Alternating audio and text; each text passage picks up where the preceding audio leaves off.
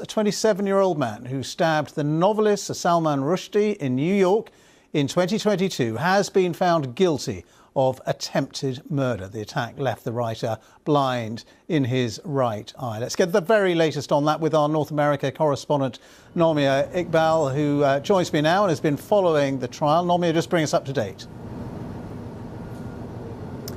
Well, this attack happened, as you mentioned, in 2022. Sir Salman Rushdie was at the Chautauqua Institution in southwestern New York. He was on stage, ironically, giving a talk about how to keep writers safe. Now, 27-year-old Hadi Matar was in the audience. He had purchased a ticket to go to the event, but he rushed onto stage and attacked Mr. Rushdie multiple times. The author had to be airlifted to hospital. It took him weeks to recover, and he chronicled the incident in his latest book. Now, in terms of this trial, it took less than 2 weeks and it took less than 2 hours for the jury to come back with their verdict. I was in court when Sir Salman himself took to the stand, and he went into vivid description of what happened that day, and he removed his glasses to show the jury how he'd lost his eye.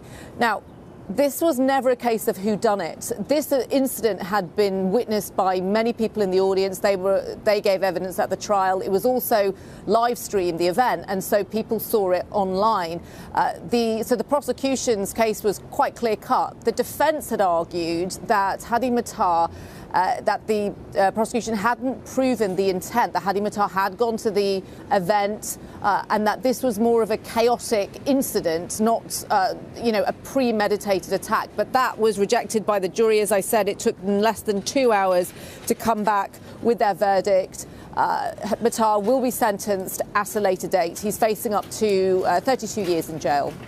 And Nomia, you were saying that you were there when Sir Salman took to the stand, and he really vividly described the attack on him and also how those injuries he's still living with. He is. He lost one eye. He has also lost the movement in a hand, and he suffered multiple organ damage. He even said during the evidence that he gave that he thought he was going to die. In his book, he also talked about that incident, just the backstory of Mr. Rushdie, which many people might know or others might not. He lived in fear for nearly a decade after a fatwa was issued against him by the then Iranian leader in 1989. This was after his 1988 book came out, Satanic Verses, in which he was accused of insulting Islam and the Prophet Muhammad. And he had said even 2 weeks before the attack that he wanted to live a relatively normal life. That he didn't want to have security around him all the time. And then this incident 2 weeks later happened. He talked about how he had always feared that this potentially could have happened. I want to add that Hadi Matar has never talked about his motivation of exactly why he attacked Mr. Rushdie. Also to mention that he is facing a separate federal case, and this involves terrorism charges, where Mr. Matar is alleged he's accused of providing material support and resources to the Lebanese militant group Hezbollah from September 2020 in an attempt to carry out that fatwa that was issued in 1989. Mr. Matar has denied those charges. OK, Nomia, thank you very much for bringing us up to date.